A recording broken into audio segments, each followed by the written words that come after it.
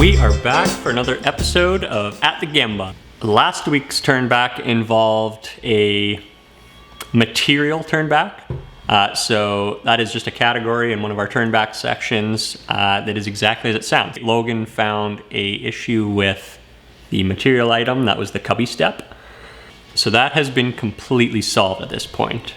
He raised the turn back, he came across a part that had a little bit of deflection when received upon shipping.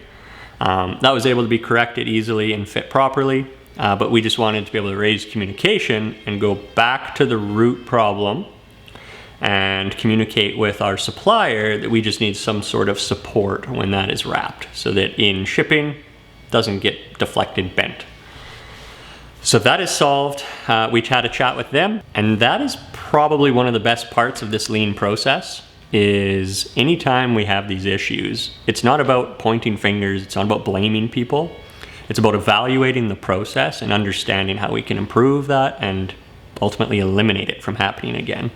Okay, this week is a very busy week. We are going to be doing... Oh! Hello. This week we're going to be doing a complete shop layout renovation. So I'll make sure I record that. That won't be part of this episode. Today's episode, we've got a new turn back. Let's go check it out.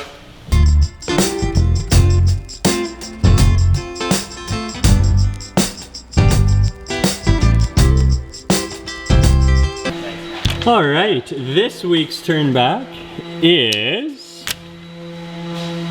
found by Réal. Good day. Good day, sir. So this is Réal. He's been with us now for a year and a half-ish, yep. Incredible. So this was the second Blay brother.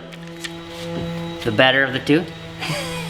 And he found our turn back of the week. So this was found, you know what, you want to take the floor on this? Yeah, sure. It was a material issue, as our process is good, except I found that our new idea of using this barrel screw was actually too large to fit in our space, which would not work for us. So it does the trick. It cleans it up just like we wanted, but it doesn't fit. So we need to find a different size to make that process work better. And that's it. All right, so in your note, I guess, what was Yeah, I jotted down that we need an 1/8 shorter, and whoever was going to deal with that was going to look into it and see if that was even available. Okay. And I believe we found one. Awesome. And so this turn back note, how do we get that to the next person? This turn back note, we just throw it on our turn back board. Perfect. As soon as I find it, figured out we had an issue, wrote it down, either a red because it was a red stop, so basically I couldn't continue on. I did use it so that if someone does pull it, it's not going to fall apart. So I did put it on, but it's a red stop. So I put it in the material. That's the one. Awesome. And then I guess when would we be able to go through these hard stops or any of these turnbacks? In the morning meetings, we read them over. I usually start with the reds because if that means we stopped, we can get a good proper fix for it as soon as possible. Awesome. Anything else you want to talk about? No, I think that's good. All right. Thanks a lot, Réal. Make it. Nothing, no. It sure is. So what you guys missed last week, don't look at me when I do this. Turn that around. So what you guys missed last week, complete breakdown on the videography front. I forgot the microphone volume, so I'm gonna show you guys a little fix that I already made. I gotta leave this attached because it's actually my microphone. So I forgot to turn on the power to the microphone. Quick little stop and fix. Now I've got a nice red flag. Pretty hard to forget.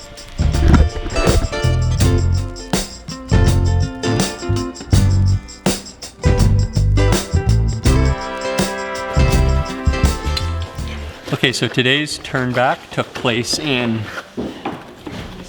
this Sprinter 170 build right here, and I will give you a little sneak peek.